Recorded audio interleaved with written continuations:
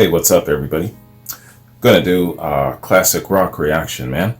This is Led Zeppelin. Led Zeppelin from the Presence album. I believe this to be the second to last track called Hot's On for Nowhere. Looking forward to it, man. I've been enjoying the Presence album quite a lot.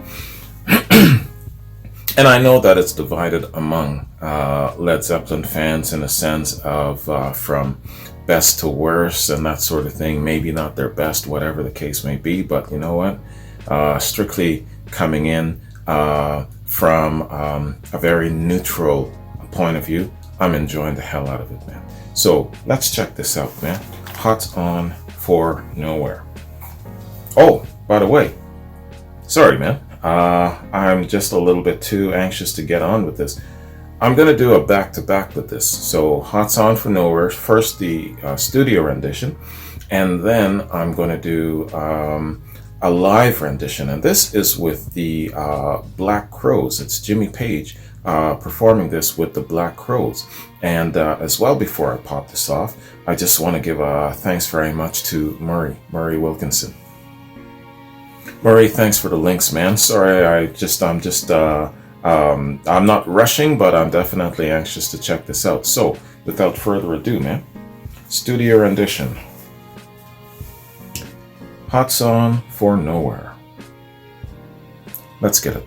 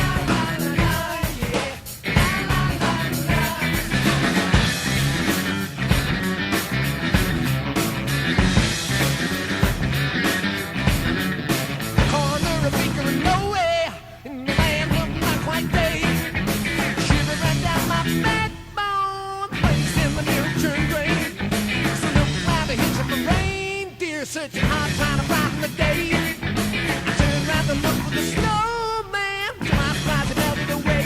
Yeah. La la la la la, yeah. La la la la la la, baby. La la la la, yeah. La la la la.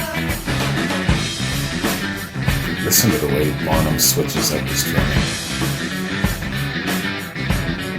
The moon and the stars for the order. It's appetite stands for ebb and slave.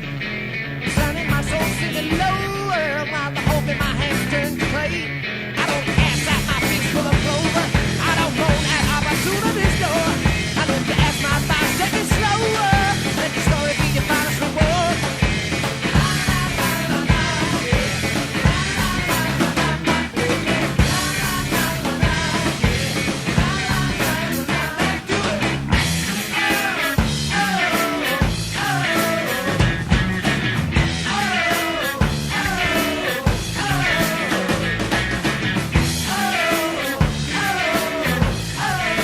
Hear how the guitars just came to life.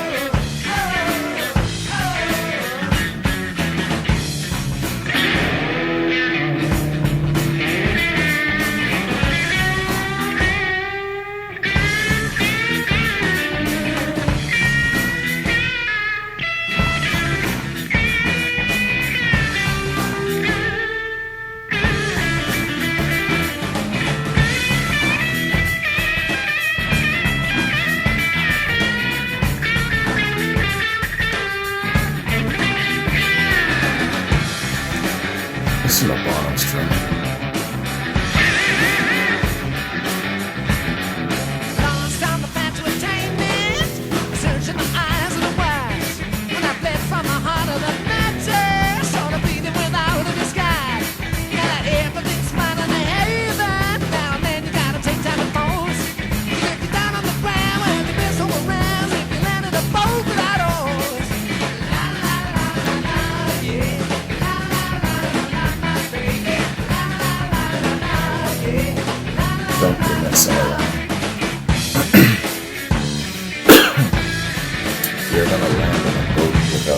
Peace. Hey babe, hey babe, hey babe, I lost my baby. Hey babe, hey babe, I really, really did. Hey babe, hey babe, I don't know when I'm on about it. Hey babe, do you wanna know me? Do you really, really wanna help me?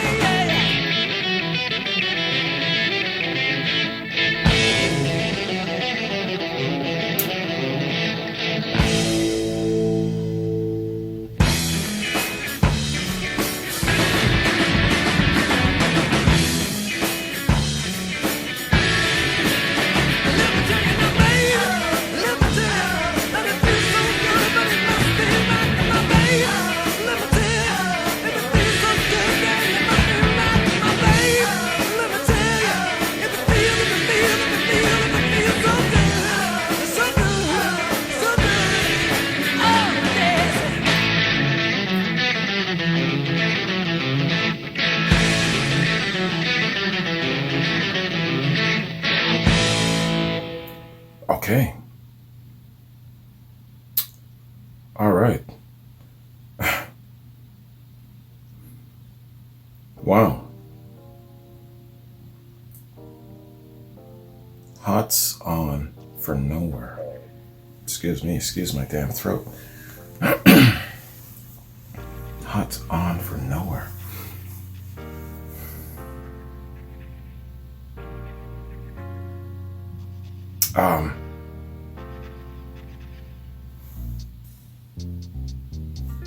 I got three things to say about this song.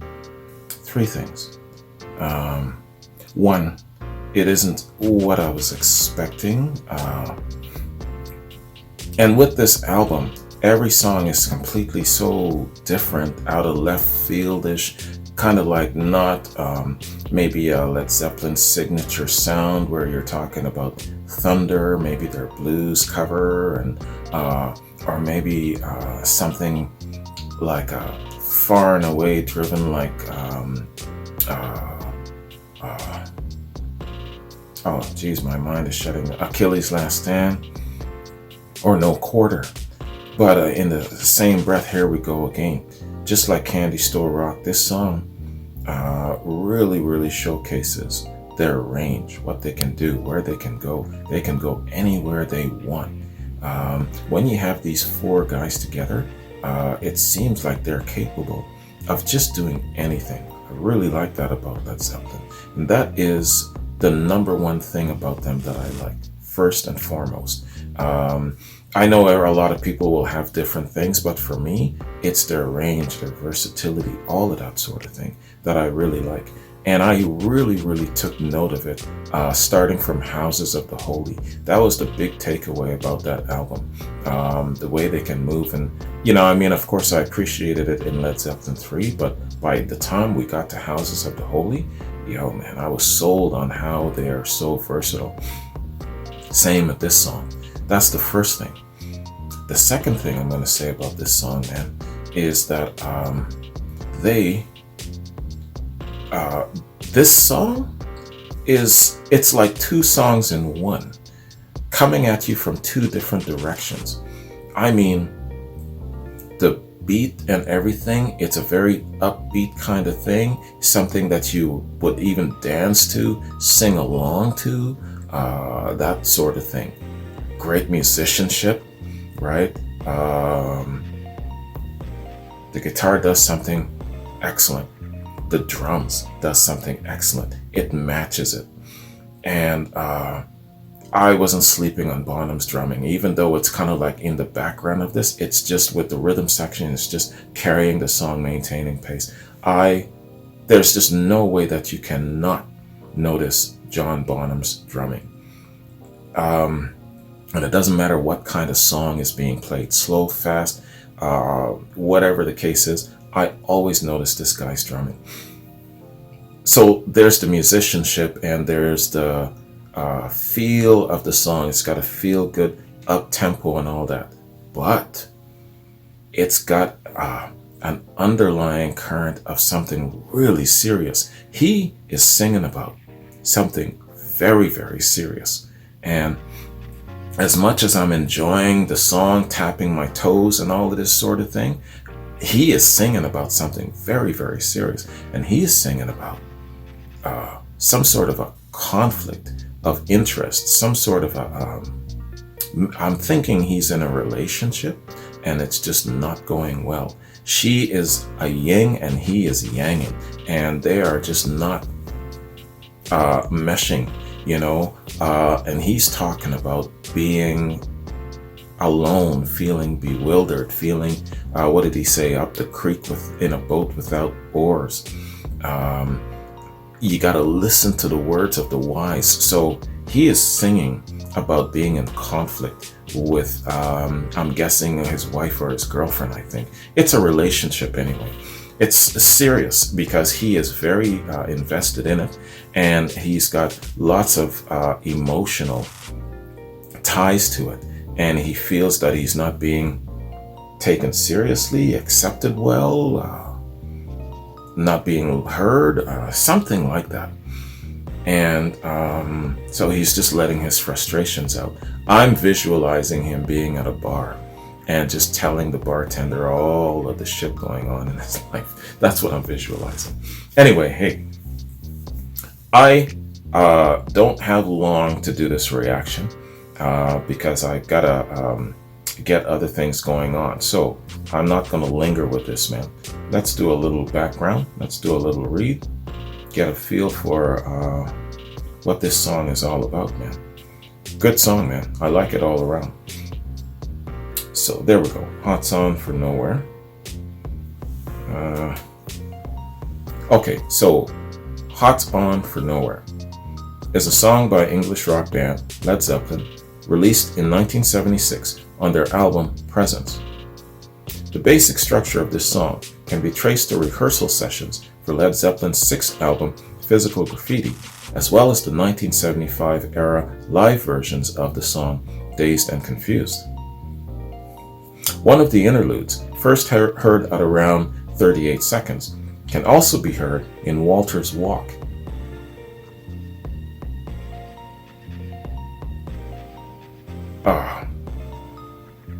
Walter's Walk.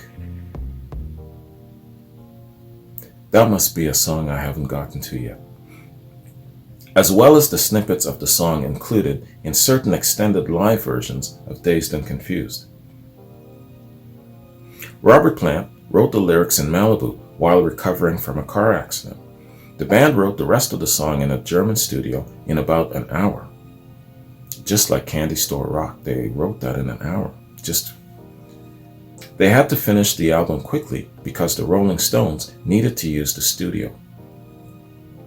In an audio documentary on the band, Plant said that the lyrics reflected not only his physically trapped situation at the time, but his general frustrations with Jimmy Page and their manager Peter Grant, whom Plant was convinced weren't sensitive to his point of view. Hence the line, quote, "I've got friends who would give me fuck all," unquote.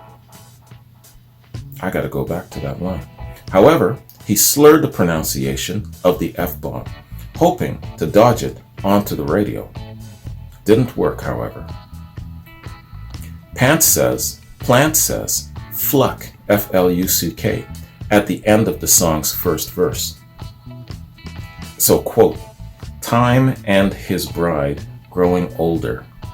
I got friends who will give me fluck all." Okay. It's obvious that the correct word should be pronounced without the L. It is the second time the word shows up in one of the band's songs, as Jimmy Page can be heard muttering it during studio chatter before the start of the song Friends on Led Zeppelin 3. Okay, so he was hoping to slur the F-bomb, but it didn't work. I guess maybe that's why the song probably, I'm guessing, never received a lot of airplay. That's what I'm guessing. But so in regards to the F-bomb, there you go, FTC.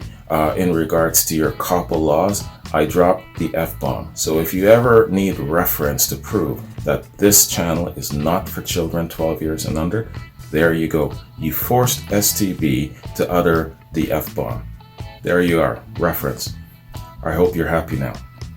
Alright, so, reception. The album was released on the 31st of March in '76, having been delayed by the completion of the album sleeve. In Britain, it attained one of the highest ever advanced orders, shipping gold on the day of release. It entered at number 2 and peaked the following week at number 1 on the US Billboard Pop Albums chart. However, this album is the lowest selling of their careers, as it was overshadowed by the release of the band's movie and soundtrack. The song remains the same. Candy Store Rock was released as a single in the US, but it failed to chart. In a contemporary review for Rolling Stone, Stephen Davis said Presence established Led Zeppelin as the premier heavy metal act and featured some exceptional rock music, highlighting the clean and purifying guitar riffs. In spite of a few dull blues rock songs, the album was another monster in what was by now is continuing tradition of battles won by this band of survivors. Robert Christgau was less enthusiastic in the Village Voice, citing, quote, Hot's On For Nowhere as a commanding cut.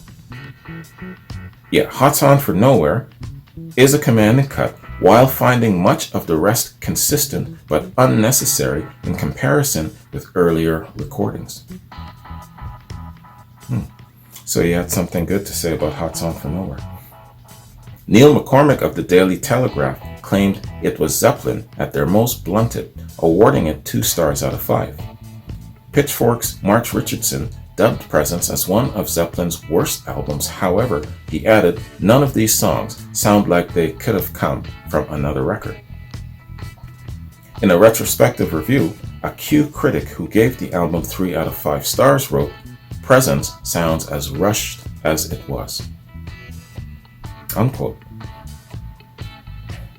And according to Dave Lewis, quote, the direct, hard-hitting nature of the 7 recordings failed to connect with a fan base more accustomed to the diversity and experimental edge of their previous works. Page later acknowledged that because the album conveys a sense of urgency resulting from the troubled circumstances in which it was recorded, quote, it's not an easy album for a lot of people to access. It's not an easy album for a lot of people to listen to. Lewis nonetheless believed that Presence was underrated, as its music packs a considerable punch, highlighting Page's playing and the production of the album. Fellow journalist Mick Wall said, it pulled Led Zeppelin back from the brink of crisis.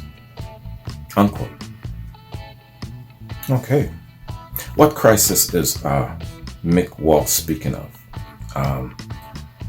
Did they experience kind of like a low after physical graffiti, and then Presence kind of brought them back from that? What is the crisis that he's speaking of? Or was it the crisis of their current situation, the relationship factor, Plant's accident being wheelchair bound, and Jimmy's heroin overuse, and maybe John's drinking and that sort of thing, maybe knowing that Jonesy wanted to probably bail at some point? What exactly is Mick Wall referring to when he said it pulled them back from the brink of crisis? Help me out with that. I have no idea what that's about. Yeah, but one thing I want to say, I just want to go back to where Plant, the meaning of this song, when Plant was saying that the lyrics reflected not only his physically trapped situation at the time, but his general frustrations with Jimmy Page and their manager Peter Grant, whom Plant was convinced were insensitive to his point of view. Hence the line, I've got friends who would give me F all. Another question, what did Plant want here? What was he after? What point of view was he trying to get over that wasn't being accepted? And I understand that Page and Grant were definitely the hard-hitting personalities of Led Zeppelin, of the brand. And so, as I read that, immediately an image came to mind about sometimes the moving parts always wanting to perhaps be a little bit more than the brand, or trying to overshadow the brand. Maybe it's not the case, but I'm not getting any more detailed information here. So what am I talking about? Let me give you an example. I just finished watching a kind of like a documentary special kind of thing, and it was a tribute to a great wrestler who just passed away the other day by the name of Rocky Johnson. Rocky Johnson is the father of The Rock. And, The Rock, great actor, also wrestler. So his dad just passed away. And I was watching this tribute to Rocky Soulman Johnson.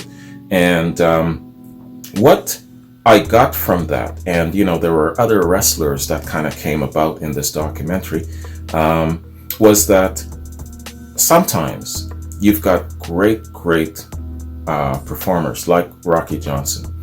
You should see this guy, man. If you've never heard of him, The Rock's dad was a much better athlete than his son, believe it or not.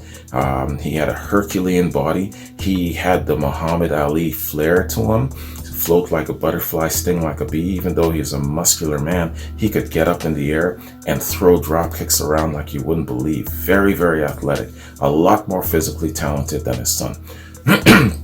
He had more of a quiet, strong disposition. He wasn't a silver-tongued devil on the mic. It's back in the days where it was more your physicality that basically sold the brand, not your damn mic skills. You didn't have to be an acrobat on the mic. Anyway, so Rocky Johnson was one of these great features, and along came other personalities in wrestling like Rowdy Piper and Ric Flair, and they got up into the Hulk Hogan's and that sort of thing.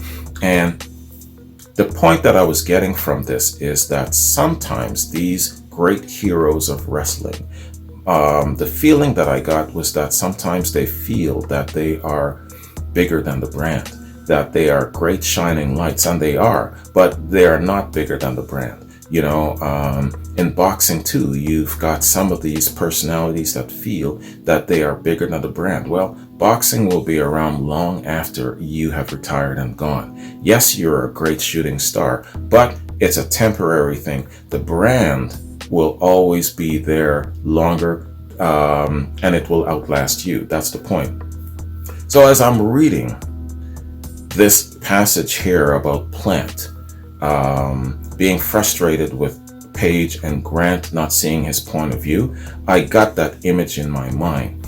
Now, I might be misguided and I might be missing some facts. Straighten me out if I'm wrong. What I'm getting from this is I got the visual of Plant feeling that he needs to get his point across. He's commanding a certain position, and maybe it's something like that. And I visualize them being the keepers of the vision of the brand, knowing in the direction in which that gigantic ship has to be steered, having a talk with him and putting him in his place and saying, hey, you are one of the moving parts and you can be replaced. You can be fired. Yes, we will limp on without you, but we will be here longer, and we will outlast you. So you will fall in line, because we have the overall vision of where this great big ship, where this brand is going.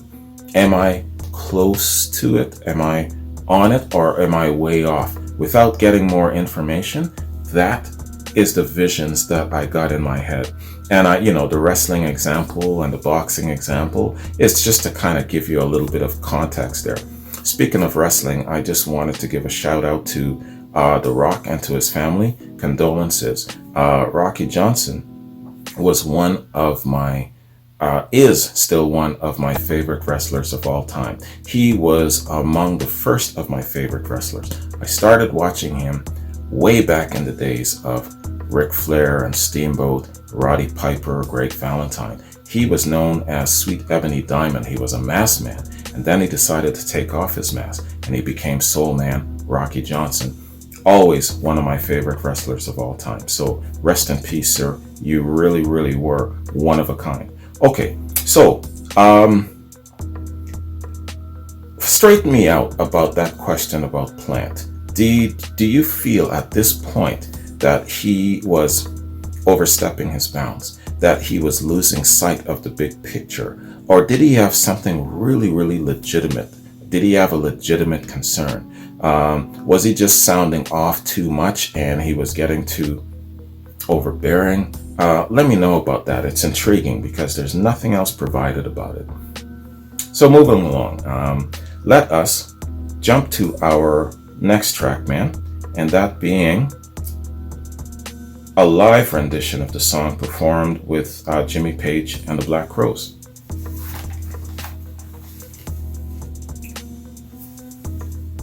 All right, hot sound for Nowhere live. Let's get it.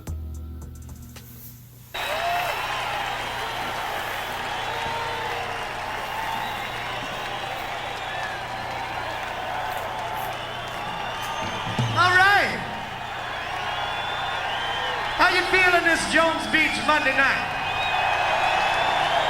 Yeah. Oh, we got your hot side for Nowhere.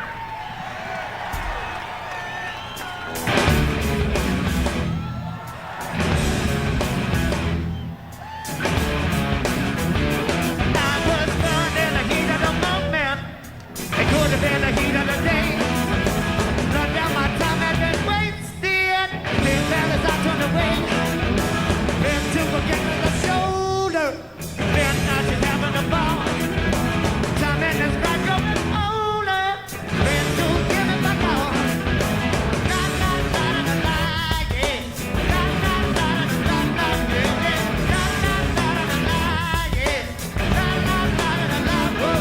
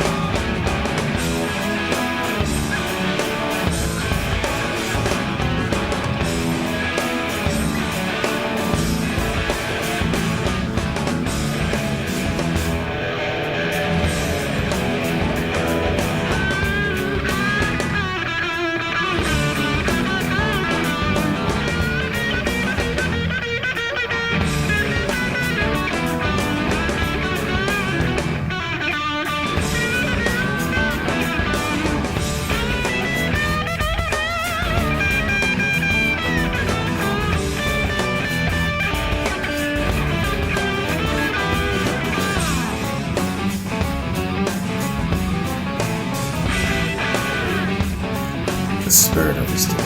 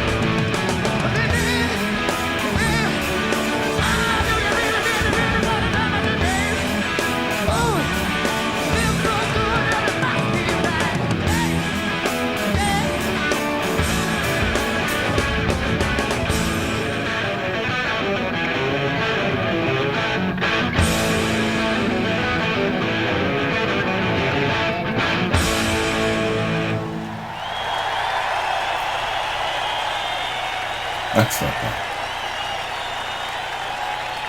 Excellent. Good energy. No? Screen went blank. I can't see anything now. Oh, there we go. All right. Okay. That was excellent. Great performance. Great energy. The Black Crows.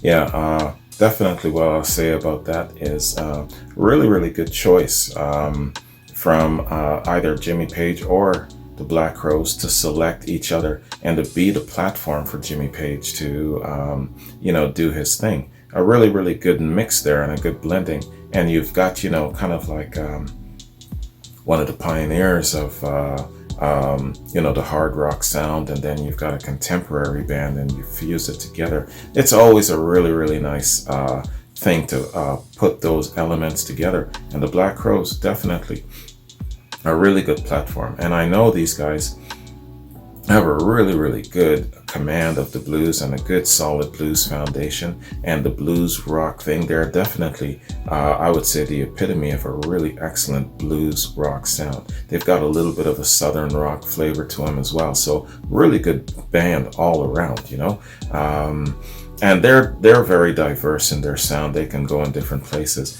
I only know of a couple of their songs, but hey, I know that they're definitely talented and a really excellent platform for Jimmy Page to do his thing. So yeah, man, I got to look into that collaboration a little bit more, and I definitely have to do something in regards to the Black Crows.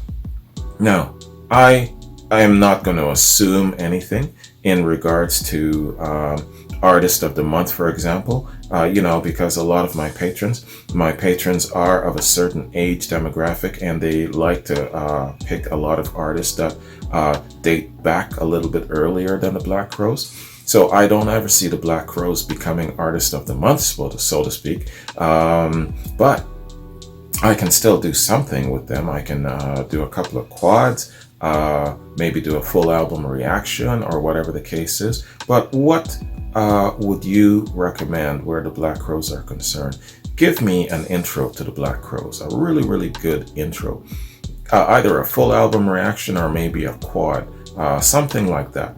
And I'll start from there, It's nice to kind of come to the present once in a while, even though I'm more familiar with more of the present. I grew up in the 80s and whatnot, and it's more the 60s and the 70s era that I'm exploring, because that's what I'm not familiar with. It's good to sometimes come to the surface, come to the present, enjoy it for a little bit, and then go back, you know what I mean, or mix it up once in a while. So the Black Crows definitely represents that. At least I'm open-minded and I'm willing to try it. The Red Hot Chili Peppers is another band that I'm supposed to do something for. So those kind of things. So don't ever be shy about sending me those recommendations. I might not always get to them all, and I've got to kind of prioritize a sequence and that sort of thing based on the amount of time that I've got available to do these things. So don't be turned off just because I might not react to something that you've sent me that's more mainstream.